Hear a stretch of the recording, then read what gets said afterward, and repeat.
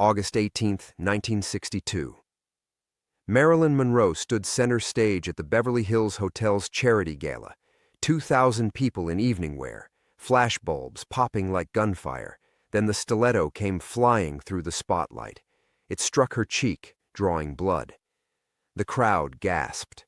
Marilyn touched the wound, looked straight at publicist Eleanor Kaufman in the wings, and spoke 6 words that would haunt Eleanor for 60 years. "You think this will break me?" What happened next became Hollywood legend. Marilyn finished her performance with blood trickling down her face. She smiled, she bowed, and 3 weeks later she was dead. But Eleanor knew something the world didn't. She knew who threw that shoe. She knew why. And she knew those 6 words weren't defiance. They were a promise. Before we jump back in, tell us where you're tuning in from, and if this story touches you, make sure you're subscribed because tomorrow I've saved something extra special for you. The Weight of Secrets. Eleanor Kaufman's arthritic fingers trembled as she turned the key in between the line's front door. 60 years later, and she could still feel the weight of that August night pressing against her chest like a stone. The bookshop's familiar scent of aged paper and lavender should have been comforting, but tonight it felt suffocating. She moved through the darkened aisles, her cane tapping against hardwood floors worn smooth by 3 decades of customers seeking escape in stories. How ironic that she'd built her refuge from the very industry that had made her a monster. No one in Carmel by the Sea knew Eleanor Kaufman had once been Hollywood's most ruthless publicist. To them, she was simply the elderly woman who recommended mysteries and served Earl Grey tea to book club meetings. The lie had protected her. Until today. Eleanor paused beside the biography section, her eyes finding the spine she'd hidden behind a row of Agatha Christie novels. Marilyn, The Final Days by Arthur Miller, Jr. She'd read every book, every article, every conspiracy theory about that night. They all got it wrong. They painted Marilyn as the victim of an unhinged fan, Eleanor as the dedicated publicist who'd tried to protect her client. The truth was far more poisonous. Her phone buzzed. A text from an unknown number. "I have something you need to see. Tomorrow, 2 p.m. Come alone." Eleanor's blood turned to ice. Attached was a single photograph, grainy, black and white, taken from the wings of the Beverly Hills Hotel's ballroom. In it, Eleanor stood beside a young woman with platinum curls, whispering something in her ear. The woman wore a black evening gown and held a stiletto heel in her manicured hand. The woman wasn't Marilyn Monroe. Eleanor's legs gave way, and she gripped the bookshelf for support. After all these years, someone had found proof. Someone knew about Jessica Palmer, the Marilyn look-alike Eleanor had hired. Someone knew the real Marilyn had been drugged in her dressing room, unconscious while her double took the stage. Someone knew Eleanor had orchestrated every detail, the planted fan, the thrown shoe, the public humiliation, all to destroy the woman who'd stolen David's heart. She stumbled to her office in the back of the shop, past the cozy reading nook where Mrs. Henderson held her Thursday poetry circle, past the children's corner with its cheerful yellow walls. This normal life, this carefully constructed peace, was about to crumble. Eleanor sank into her desk chair and opened the bottom drawer with shaking hands. Beneath tax records and inventory sheets lay a manila envelope she hadn't touched in decades. Inside, a single photograph, Marilyn and David Grayson at Chasen's restaurant, his hand covering hers across the white tablecloth.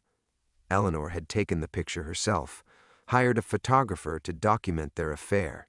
She'd planned to use it for leverage, but David had chosen Marilyn anyway. "I love her, Ellie," he'd said in his apartment that night, his voice gentle but final. "I'm leaving Patricia. Marilyn and I are going to disappear together after the charity gala." Eleanor had smiled and congratulated him, played the loyal friend. Inside, she'd been calculating. If she couldn't have David, she'd make sure Marilyn couldn't either. The plan had been perfect. Humiliate Marilyn publicly, plant drugs in her dressing room, leak the story to the tabloids. David would see her as damaged goods, unstable. He'd come back to Eleanor, grateful for her steady presence. Except Marilyn hadn't broken. Even drugged, even bleeding, even knowing she'd been betrayed, she'd looked Eleanor dead in the eye and delivered those 6 words with surgical precision. You think this will break me? Not a question. A declaration of war. 3 weeks later, Marilyn was found dead in her Brentwood home.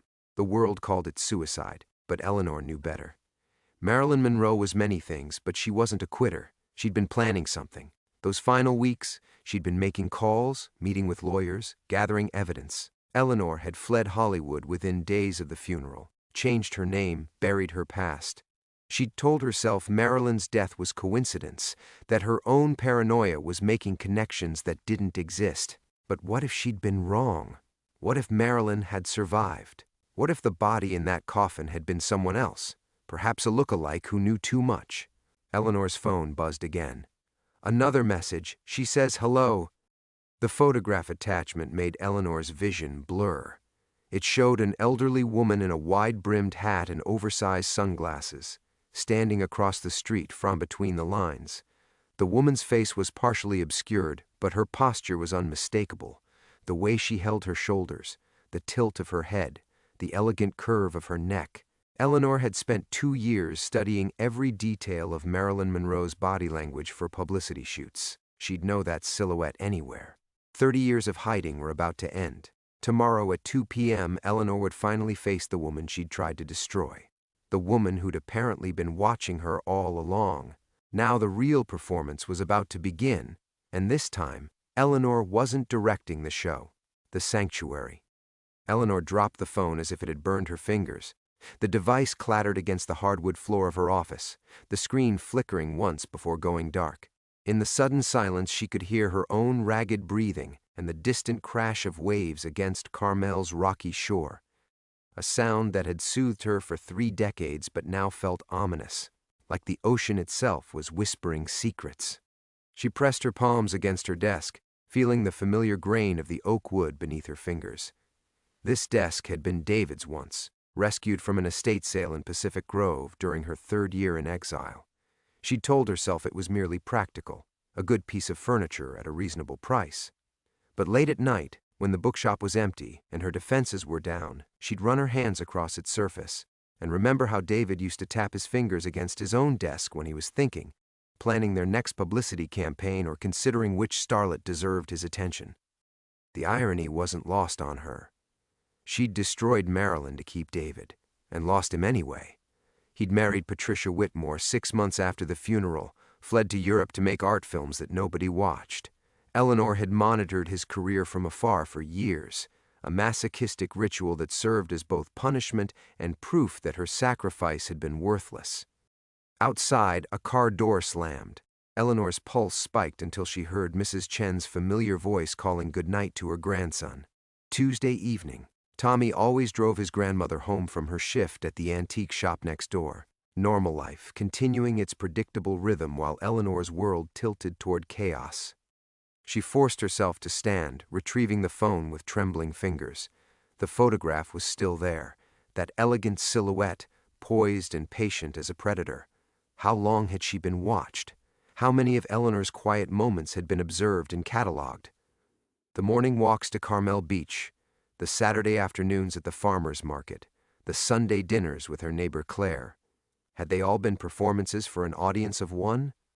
Eleanor moved through the bookshop like a sleepwalker, touching the spines of beloved volumes that suddenly felt like props in an elaborate stage set. Here was the mystery section where she'd spent countless hours, losing herself in other people's carefully plotted deceptions. There, the romance novels she'd secretly devoured, their happy endings of fantasy she'd forfeited the right to believe in. And everywhere, the customers who'd become her surrogate family, people who knew nothing of Eleanor's capacity for destruction. She paused at the community bulletin board near the front window, studying the familiar postings, Claire's yoga classes, book club announcements, a lost cat named Whiskers. These fragments of ordinary life suddenly felt precious and fragile, like soap bubbles that would burst at the slightest touch. Eleanor's reflection caught her eye in the window glass, a small, silver-haired woman who looked exactly like what she was supposed to be, a retired shopkeeper, harmless and forgettable. She'd cultivated this appearance deliberately, traded her Hollywood glamour for cardigans and sensible shoes, became someone who wouldn't warrant a second glance, the perfect disguise for a woman with blood on her hands. Behind her reflection, the street lay quiet under the amber glow of Victorian-style lampposts. Every shadow could hide a watcher. Every parked car could contain an enemy. Eleanor had lived without paranoia for so long that its return felt like wearing clothes that no longer fit, constraining and uncomfortable, but undeniably familiar. She thought of her morning routine, the ritual that had anchored her for 3 decades. Coffee brewed in the same ceramic pot, newspapers read in the same order, flowers arranged in the same blue vase. Tomorrow, she would perform these actions knowing they might be the last time. The thought made her chest tight, with an unexpected grief. Her phone buzzed again, a sound that now carried the weight of an execution bell. This time, no message, just a photograph of her own front door taken from across the street. The timestamp showed today, 3:47 p.m. Eleanor had been shelving returns then, her back to the window, blissfully unaware that her sanctuary had already been breached. The image included something else that made her knees weak, a glimpse of shadow in the doorway, a suggestion of movement that spoke of practiced surveillance. Professional, patient, Marilyn, if it was truly Marilyn, had learned new skills in the years since her supposed death. Or perhaps she'd always possessed them, hidden beneath the breathless vulnerability that had made her America's sweetheart. Eleanor sank into the reading chair by the poetry section, the same chair where she'd held story time for dozens of children over the years. Their faces flashed through her memory, bright eyes and gap-toothed grins, innocence she'd treasured because it reminded her that not everyone was capable of the darkness she'd embraced. What would happen to them when her secret was revealed? Would their parents trust their children to a woman who'd orchestrated the destruction of an icon? The bookshop's grandfather clock chimed 9 times, each note resonating through the silence like a countdown. 13 hours until the meeting. 13 hours until her carefully constructed life either shattered completely or revealed itself to have been an illusion all along. Outside, fog began to roll in from the Pacific, wrapping Carmel by the sea in its familiar embrace. Eleanor watched it swallow the streetlights one by one, and wondered if she was witnessing her last peaceful evening, or if peace had always been beyond her reach. The visitor. The fog had thickened to an impenetrable wall when the knock came at her front door. 3 soft raps, almost polite. Eleanor's blood froze in her veins as she sat motionless in the poetry chair, praying the sound had been her imagination. The grandfather clock's pendulum seemed to mock her with its steady rhythm, tick, tock, tick, counting down moments she no longer had. Another knock, more insistent this time. Eleanor's arthritic fingers gripped the chair's worn armrests. No one visited at 10:15 on a Tuesday night. Claire always called first. The postal service didn't deliver this late. Even drunk tourists knew better than to wander the residential streets after dark when the fog rolled in like a living thing. But someone was here. Someone who knew exactly where to find her. She forced herself to stand, her cane forgotten as she moved through the darkened bookshop with the fluid silence of a much younger woman. 30 years of peaceful retirement hadn't entirely erased the predatory grace she'd once wielded in Hollywood boardrooms. Some skills, once learned, lived in the bones forever. The knock came again, 3 measured beats that somehow conveyed infinite patience. Whoever stood on her threshold could wait all night if necessary. They had traveled 60 years to reach this moment. A few more hours meant nothing. Eleanor pressed herself against the wall beside the front window, angling her head to glimpse the porch through a gap in the curtains. The fog had transformed her familiar street into an alien landscape, but she could make out a figure standing beneath her porch light. Tall, slender, wearing what appeared to be a vintage coat that belonged to another decade. The wide-brimmed hat and oversized sunglasses from the photograph were gone, revealing silver hair styled in a manner that made Eleanor's chest constrict with recognition. Even at 75, even weathered by decades of hiding, the bone structure was unmistakable. The delicate jawline, the elegant neck, the way she held her shoulders, proud despite everything, unbroken despite what had been done to her. Norma Jean Baker stood on Eleanor's porch like a ghost made flesh. "I know you're watching, Eleanor." The voice drifted through the glass, soft but clear, still recognizable despite the years, though something had changed in its cadence. The breathless vulnerability was gone, replaced by something harder and infinitely more dangerous. "We have things to discuss," Eleanor's legs nearly buckled. Hearing that voice again, the same voice that had whispered those 6 words 60 years ago, felt like being struck by lightning. She pressed her palm against her mouth to stifle the sob that threatened to escape. "I've waited so long for this moment," Marilyn continued, her tone conversational, almost fond. 30 years I've been watching you build this lovely little life. The bookshop, the story times, the quiet respectability. You play the role of the harmless old woman beautifully. Almost as convincing as my own death, don't you think?" The words carried no anger, which somehow made them infinitely more terrifying. This wasn't the heated confrontation Eleanor had expected. This was something colder, more calculated. This was a predator who had spent decades planning the perfect revenge. Eleanor found her voice, though it came out as a croak. "What do you want?" A soft laugh drifted through the glass, warm, genuine, and utterly chilling. "Oh, darling, that's not the right question. The question is, what did you think would happen when you tried to destroy someone who had nothing left to lose?" Through the curtain gap, Eleanor watched as Marilyn reached into her vintage purse and withdrew something small and dark, a key. She held it up to the light, letting Eleanor see it clearly. "I've had this made specially," Marilyn said, as if sharing a delightful secret. "Locksmiths are so helpful when you tell them you're locked out of your own home. Especially when you look like a harmless elderly lady who just wants to water her neighbor's plants." Eleanor's mouth went dry. "You can't?" "Can't what? Break into your sanctuary? Disrupt your peace?" The laugh came again, musical and terrible. "Eleanor, sweet Eleanor, you wrote the playbook on destroying someone's safe spaces. I'm simply returning the favor." The sound of the key sliding into the lock was impossibly loud in the fog-muffled night. Eleanor heard the tumblers turn with mechanical precision, the same sound that had welcomed her home thousands of times now marking the end of her refuge. The door opened with a whisper, and Marilyn Monroe stepped into the bookshop that had been Eleanor's fortress for 3 decades. She moved with the fluid grace of someone completely comfortable in the dark, as if she'd walked these aisles before. Which, Eleanor realized with growing horror, she probably had. "Hello, Eleanor," Marilyn said, her voice carrying clearly through the shop's hushed atmosphere.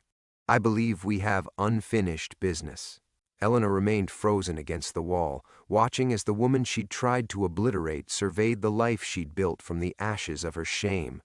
This was the moment she'd been running from since 1962, the reckoning she'd always known would come. Her sanctuary had fallen without a single shot fired.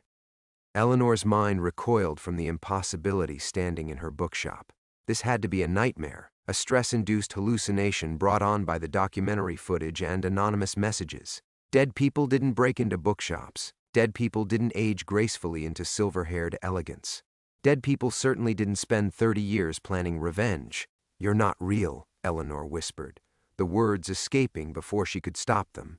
Marilyn tilted her head with that familiar gesture Eleanor remembered from 1,000 publicity photos. "Oh, but I am. More real than I've been allowed to be since 1962. She moved deeper into the shop, her fingers trailing along book spines with casual intimacy.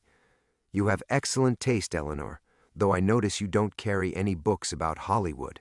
Guilty conscience?"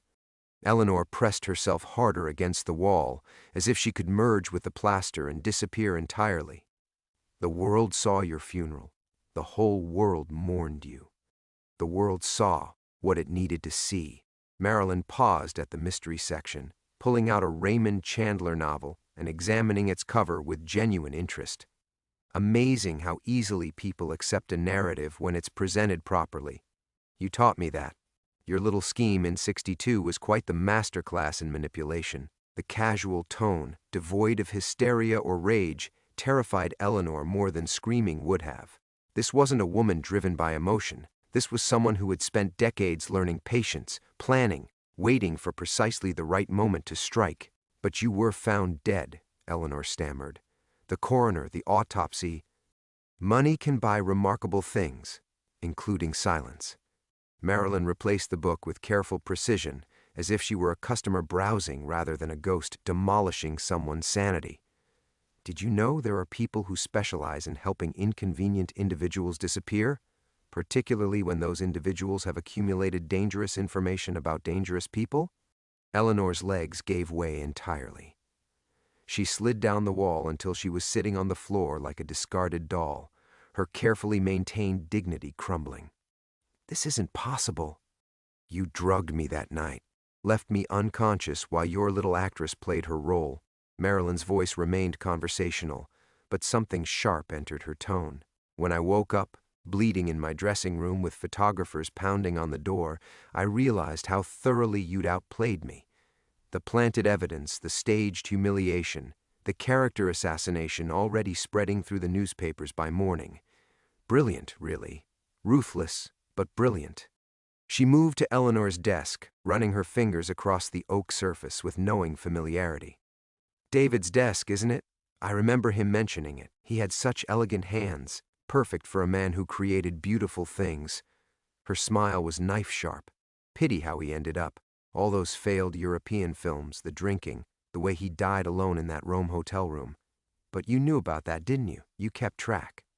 The casual cruelty of the revelation, that she knew about Eleanor's obsessive monitoring of David's decline, made Eleanor's vision blur. Why? Why wait so long? Because quick revenge is for amateurs. Marilyn opened Eleanor's desk drawers with the confidence of someone who had done this before, examining the contents like an appraiser evaluating estate goods. I wanted you to build something meaningful, create a life worth destroying. You can't truly hurt someone who has nothing to lose. I should know. Eleanor watched in numb horror as Marilyn found the manila envelope in the bottom drawer, the one containing David and Marilyn's photograph. She opened it without hesitation, studying the image of her younger self with detached interest. I'd forgotten how young I looked then, how hopeful. She showed Eleanor the photograph. David took me to Chasen's that night to propose. Did you know that? He'd left Patricia, bought a ring, planned our whole future together. We were going to disappear after the charity gala, start over somewhere quiet. Maybe a place like this. The words hit Eleanor like physical blows. She'd never known about the proposal, had never imagined David's feelings ran that deep. She'd destroyed something real, not just a Hollywood fling. The best part, Marilyn continued, settling into Eleanor's desk chair as if she owned it, was watching you build this perfect little sanctuary. The story times with children who adore you, the customers who trust you, the neighbors who invite you for Sunday dinner. You created exactly what I lost. A place where someone could be loved for who they pretended to be rather than what they'd done. Eleanor tried to speak, to apologize, to beg, but Marilyn held up one elegant hand. Save your words. We have time for proper conversation later. Right now, I want you to understand something important. She leaned forward, her aged face suddenly terrible in its serene certainty. Everything you've built here, everyone you've grown to love, it's all about to learn exactly who Eleanor Kaufman really is. And unlike my death, this revelation will be entirely, devastatingly real. The silence stretched between them like a taut wire, broken only by the distant sound of foghorns from the bay. Eleanor remained crumpled on the floor, her mind struggling to process the magnitude of what Marilyn had just revealed. The children who gathered weekly for story time, their bright faces and trusting eyes. Claire, who brought soup when Eleanor caught cold, who shared Christmas morning coffee and Easter brunches. The customers who confided, their reading preferences, their small joys and sorrows, treating her like the grandmother many had never known. All of it built on a lie, all of it about to crumble. You see it now, Marilyn observed, her voice gentle with mock sympathy. That sick feeling in your stomach? That's what I felt watching the newspapers tear me apart the morning after the gala. Except you had somewhere to run. I had nowhere left to hide. Eleanor forced herself to speak, though her voice came out broken. How long have you been watching? Oh, darling. I've been watching since the beginning. Marilyn rose from the desk chair, moving to the window where she adjusted the curtains with proprietary ease. Did you really think you could disappear into small-town anonymity without leaving a trail? I found you within 6 months of your relocation. You were so proud of your new identity, your careful transformation from Hollywood shark to literary spinster. The revelation hit Eleanor like ice water. Everything, her morning walks, Her quiet dinners, her Sunday conversations with Claire, all of it had been observed, catalogued, weaponized. She'd been living in a fishbowl for 30 years without knowing it. The documentary filmmaker, Eleanor whispered, the pieces clicking into place. You sent him. Marilyn's smile was radiant and terrible. Marcus Chen, such a dedicated young man, so eager to uncover the truth about that tragic night in 1962. I simply provided him with the right materials, pointed him in the proper direction. Amazing how easily investigative journalism can be guided when you know which stones to suggest they look under. Eleanor's chest tightened as she understood the full scope of the trap. The footage shows exactly what I want it to show. You, orchestrating my humiliation with such meticulous precision. The stage distraction, the planted evidence, the actress you hired to play the crazed fan, all captured in beautiful black and white detail. Marilyn moved to the biography section, her fingers finding a volume about old Hollywood with unerring accuracy. Technology is remarkable these days. Young Marcus will soon discover additional footage that didn't make it into his initial cut. Footage that shows your face quite clearly as you coordinate my destruction. The bookshop felt like it was shrinking around Eleanor, the familiar walls closing in to form a coffin. No one will believe it. The statute of limitations. This isn't about legal consequences, Eleanor. This is about truth. Marilyn opened the Hollywood biography, revealing photographs of stars from the Golden Age. She paused at a picture of herself, young, luminous, untouchable in her fame. Legal justice is for people who trust the system. I learned better than that 60 years ago. Eleanor struggled to her feet, using the wall for support. Her legs felt like water, but she needed to stand, to face this reckoning on her feet rather than cowering like a child. What do you want from me? I want you to remember what you destroyed. Marilyn closed the book with a soft snap. Not just my career or my reputation, though those were considerable losses. I want you to remember the life you killed that night, the future you stole. She moved to the children's section, her aged hands touching the small chairs where Eleanor's young listeners gathered each Saturday morning. I would have been a mother. David and I had talked about it. 3 children, maybe 4. A house in the Hollywood Hills with a garden where I could grow roses. Quiet Sunday mornings reading the papers.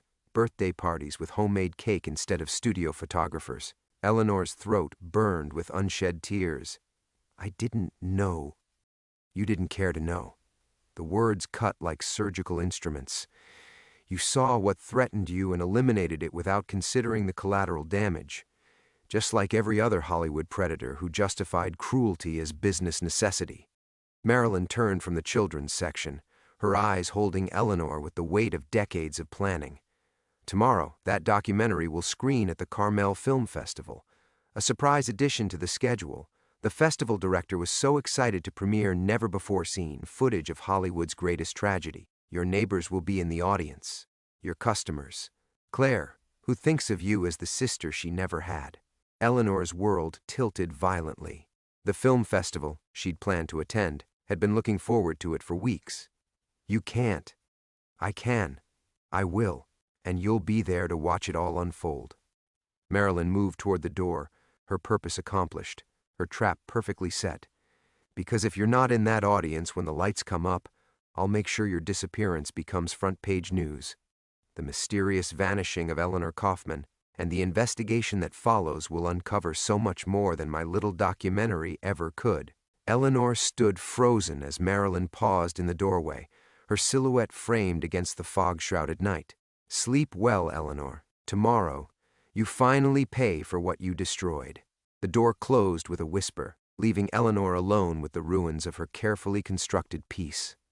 Eleanor stood motionless in the suffocating silence, her sanctuary transformed into a mausoleum of shattered illusions.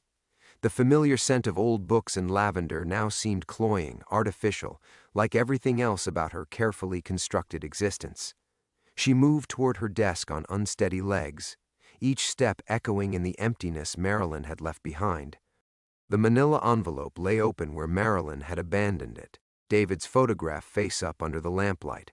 Eleanor sank into her chair, the chair where Marilyn had sat with such casual ownership and stared at the image that had haunted her for 3 decades.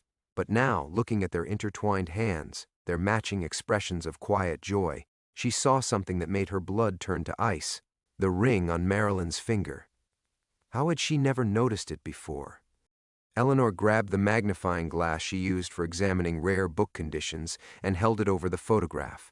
There, unmistakable in the black and white clarity, was an engagement ring on Marilyn's left hand. Not the costume jewelry she wore for publicity shots, but something delicate and real, a vintage setting with what looked like David's grandmother's diamond, the one he'd described to Eleanor during their own brief affair. The photograph wasn't from some casual dinner date. It was an engagement celebration. Eleanor's hands began to tremble as the implications crashed over her. Marilyn hadn't been lying about the proposal. She'd been wearing David's ring the entire night of the charity gala, which meant when Eleanor had orchestrated the humiliation, when she'd destroyed Marilyn's reputation and sent her fleeing into hiding, she hadn't just been eliminating a rival, she'd been destroying David's fiancée. The memory of that night shifted like fragments in a kaleidoscope, revealing new patterns that made Eleanor's chest constrict with horror. David's distraction during the gala, the way he'd kept checking his watch, his insistence on leaving early. He hadn't been bored by the charity event. He'd been nervous about the proposal he'd already made, eager to begin their new life together. Eleanor stumbled to the filing cabinet where she kept her most private papers, her fingers fumbling with keys that felt foreign in her shaking hands. In the bottom drawer, beneath insurance policies and property deeds, lay the collection of newspaper clippings she'd saved from 1962. Not just the reviews of the charity gala, but everything that followed. The headlines screamed their accusations. Monroe's mental breakdown caught on film. Hollywood's sweetheart revealed as unstable diva. Witnesses report bizarre behavior before shocking meltdown. But now Eleanor saw what she'd been too consumed with victory to notice at the time. In the smaller articles, buried beneath the sensational coverage, were quotes from David. Not the dismissive comments Eleanor had expected from a man embarrassed by his lover's public humiliation, but the desperate words of someone trying to defend the woman he loved. Marilyn was set up, he'd told one persistent reporter. Someone orchestrated this. She would never behave that way. I know who's behind this, he'd said to another. Eleanor Kaufman has been gunning for Marilyn since the studio assigned me to her picture. This has her fingerprints all over it. Eleanor's vision blurred as she read quotes she'd forgotten, accusations she'd dismissed as the ravings of a man too besotted to see clearly. But David hadn't been blinded by love. He'd been the only one seeing clearly. He'd known exactly who had destroyed his future, and Eleanor had been too arrogant to realize the danger. She flipped through more clippings, her movements growing frantic as she searched for something that would make sense of the timeline. David had left for Europe 3 weeks after the gala, but the article suggested he'd spent those weeks trying to find Marilyn, hiring private investigators, following leads that went nowhere. He hadn't abandoned his fiancée. He'd been searching for her. And when that search failed, when the trail went cold and the woman he loved vanished into whatever elaborate disappearance she'd arranged, David had broken entirely. The drinking, the failed films, the slow deterioration that led to his lonely death in Rome, it hadn't been the natural decline of a fading talent. It had been suicide in slow motion. Eleanor dropped the clippings, her hands flying to her mouth as the final piece fell into place. She'd killed David just as surely as if she'd put a gun to his head, not quickly, but slowly, methodically, by destroying the one thing that gave his life meaning. The woman who'd stood in her bookshop tonight, with her silver hair and careful composure, wasn't just seeking revenge for her own losses. She was seeking justice for the man they'd both loved, the man Eleanor's jealousy had driven to despair and death. "Oh, God," Eleanor whispered to the empty shop. "What have I done?" But even as the words left her lips, she knew the answer. She'd been telling herself lies for 60 years, crafting a narrative where she was the victim of circumstance rather than the architect of tragedy. Tomorrow, when that documentary played and her neighbors learned the truth, they wouldn't just be discovering that Eleanor Kaufman was a fraud. They'd be learning she was a murderer. Eleanor remained frozen among the scattered newspaper clippings, her confession hanging in the stale air like incense at a funeral. The word murderer echoed in her mind, each repetition driving the truth deeper into her consciousness. She had killed David, not with poison or a blade, but with something far more insidious, the systematic destruction of hope itself. The grandfather clock in the corner chimed midnight, its resonant notes marking the transition into what would be her final day of anonymity. In less than 18 hours, Marcus Chen's documentary would flicker to life on the festival screen, and Eleanor Kaufman, beloved bookshop owner, trusted confidant, surrogate grandmother, would cease to exist. She forced herself to stand, her body moving with the mechanical precision of someone in shock. The bookshop stretched around her like a crime scene, every corner holding evidence of the life she was about to lose. The reading nook where Mrs. Patterson shared gossip over tea. The children's corner where little Tommy had taken his first halting steps through green eggs and ham. The poetry section where she and Claire had spent countless evenings debating Dickinson versus Plath. All of it contaminated now by the truth. Eleanor walked to her desk phone, her fingers hovering over the receiver. She could call Claire, try to explain before tomorrow's revelation made explanation impossible. But what words existed for such a confession? "I'm sorry, but I need to tell you that I destroyed an innocent woman's life out of jealousy 60 years ago, and now I'm about to be exposed as a fraud and a murderer." The phone remained silent in its cradle. She moved to the front window instead, peering through the curtains at the fog-shrouded street. Carmel by the sea slept peacefully, its fairy-tale cottages and winding lanes holding no hint of the earthquake about to shatter its quiet rhythms. In 12 hours, these same streets would buzz with whispered conversations as her neighbors processed what they'd learned about the woman they'd trusted with their secrets. Eleanor pressed her forehead against the cold glass, remembering the morning she'd first walked these streets 30 years ago. She'd chosen Carmel deliberately, a place where literary eccentricity was not just tolerated but celebrated, where a woman with a mysterious past could reinvent herself as a keeper of stories rather than a destroyer of lives. She'd studied the town's rhythms like a method actor preparing for the role of a lifetime. And it had been a performance, hadn't it? Every kind gesture, every charitable donation, every patient hour spent with struggling readers, all of it an elaborate costume designed to hide the monster underneath. Even her genuine affection for Claire, her protective instincts toward the children who gathered for story time, her satisfaction in matching readers with perfect books. Were these real emotions, or simply the actress's commitment to character? The uncertainty terrified her more than tomorrow's exposure. If 60 years of decent behavior could be reduced to mere performance, what did that make her? Was there anything authentic left beneath the layers of constructed identity? Eleanor returned to her desk and opened the bottom drawer again, this time retrieving the leather journal she'd kept hidden beneath the manila envelope. Its pages contained 30 years of careful documentation, every kindness received, every friendship forged, every moment of genuine happiness in her adopted life. She'd written in it religiously, as if recording these experiences could somehow make them more real, more deserving of preservation. Now the journal felt like evidence for a defense attorney. Look, she could argue, see how much good I've done? See how I've changed? But even as she flipped through pages of charity work and community involvement, Eleanor knew the futility of such arguments. A murderer who spent decades volunteering at orphanages was still a murderer. The scales of justice didn't balance that way. She thought of Marilyn, somewhere in the fog-wrapped night, preparing for her moment of triumph.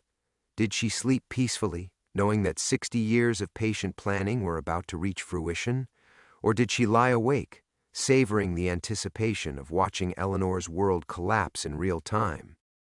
Eleanor understood now why Marilyn had insisted she attend the screening. This wasn't just about public exposure. It was about forcing Eleanor to witness the exact moment when everyone she cared about learned the truth, to see the recognition dawn in Claire's eyes, the horrified understanding spread across familiar faces, the instinctive step backward that people took when they realized they'd been harboring a monster. The cruelest part was that Marilyn was giving her a choice. Eleanor could run, pack her car, and disappear into the pre-dawn darkness, abandoning everything but preserving some shred of dignity. But the threat was clear: disappear now, and the investigation that followed would uncover far worse than a documentary ever could. Forensic accountants would trace her money, digital archaeologists would reconstruct her past. The full scope of her deception would become public record rather than private revelation. No. Tomorrow's screening wasn't really a choice at all. It was an execution scheduled for 7 p.m., with Eleanor Kaufman as both the condemned and the star witness to her own destruction. She closed the journal and placed it back in the drawer, then sat quietly in the darkness, waiting for dawn to begin her final day of being someone she'd never really been. Climax. The pale light of dawn filtered through the bookshop windows, finding Eleanor exactly where midnight had left her, motionless at her desk, staring at the photograph of David and Marilyn with the hollow-eyed intensity of someone who had finally run out of places to hide from the truth. She had not slept, could not sleep. The hours between midnight and sunrise had passed in a strange suspended animation, her mind cycling endlessly through the same impossible calculations. How many ways could she frame her confession? How many words existed to explain the unexplainable? How did someone apologize for destroying 2 lives and then building a new identity on the foundation of their graves? The grandfather clock chimed 7 times, marking the beginning of her final day as Eleanor Kaufman, beloved bookseller. In 12 hours, Marcus Chen's documentary would transform her from trusted community member to cautionary tale. But sitting in the growing light, Eleanor realized that waiting for evening had become unbearable. The execution might be scheduled for 7 p.m., but she was already dying by degrees with each passing minute. She stood abruptly, her decision crystallizing with startling clarity. If she was going to be destroyed, let it happen on her terms rather than Marilyn's carefully orchestrated timeline. Let her choose the moment of impact, instead of cowering like a condemned prisoner counting down to the inevitable. Eleanor retrieved her coat from behind the counter and walked to the front door, her movements steady despite the tremor in her hands. The fog hung heavy over the sleeping village, muffling her footsteps as she made her way down Ocean Avenue toward the address she'd memorized from the festival registration forms. Marcus Chen was staying at the Pine Inn, 3 blocks from her shop, probably sleeping peacefully beside his laptop full of damning evidence. The hotel lobby was deserted except for a drowsy desk clerk who barely glanced up as Eleanor approached. "I need to speak with Marcus Chen," she said quietly. "It's about the documentary screening tonight." The clerk consulted his computer with obvious reluctance. "It's pretty early, Ma.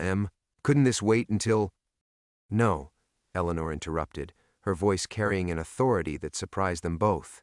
"It cannot wait. Please call his room and tell him Eleanor Kaufman needs to speak with him immediately. He'll understand the urgency." 5 minutes later, Marcus appeared in the lobby wearing hastily pulled-on clothes and an expression of confused alertness. Eleanor had seen him around town during his research visits, this earnest young man with his digital recorder and careful questions, but they had never spoken directly. Now, studying his face in the harsh fluorescent light, she could see the intelligence behind his eyes, the same keen perception that had made him the perfect instrument for Marilyn's revenge.